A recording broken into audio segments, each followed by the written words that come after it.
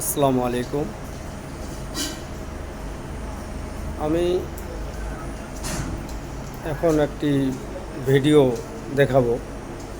সেটি হলো আলুর হিমঘর। হিমঘরের ভিতরে আলু কিভাবে রাখা হয় অবশ্যই দেখবেন।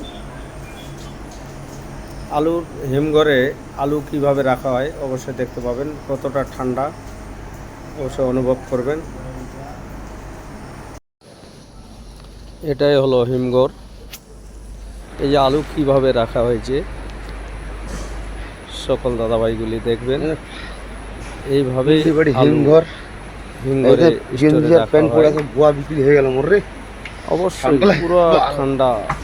রাত্রিবেলা জ্বর তো আসবেই মনে হয়। স্লিপ বরফ জমে না কাকা আজকে রাত্রিবেলা বাকি তো পুরো জ্বর ঠান্ডা আসবে মনে থাকে। হয় আমার। এর ভিতরে যে পরিস্থিতি দেখেছি তোমাদের সাথে কোনো আসে। জামা কাপড় যদি না পরে থাকে আধা ঘন্টা ভিতরে থাকলেই লোকটি এই হিমঘরে কেউ ঢোকে? পুরো বরফের মতো হয়ে যাবে। মাথাটাই খারাপ। অবশ্যই সেই আলুগুলিকে বার করার পর কই কই নিয়ে যায় রে? বস্তা খুলে দিয়ে তাদেরকে হাওয়া দেওয়া হয় পাংখার সাহায্যে। তারপরে আলু ঠান্ডার পরে মার্কেটে ছাড়া হয়। সেই হিসেবে হিমঘরের ভিতরে আলুগুলি কিভাবে রাখা হয় বাঁশের উপরে, যেন কোনো অসুবিধা না হয়। প্রচণ্ড ঠান্ডা। এখানে লাল মাল নাই না, সব সাদা। তো হিমঘর মানেই হলো ঠান্ডা। অবশ্যই এটা লাল আছে? বুঝতে পাবেন।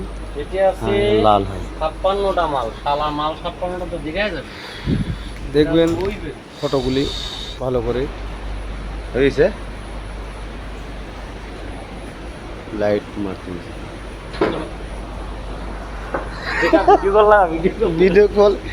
ভিডিও কলিং করবো কেনা সব আচ্ছা তা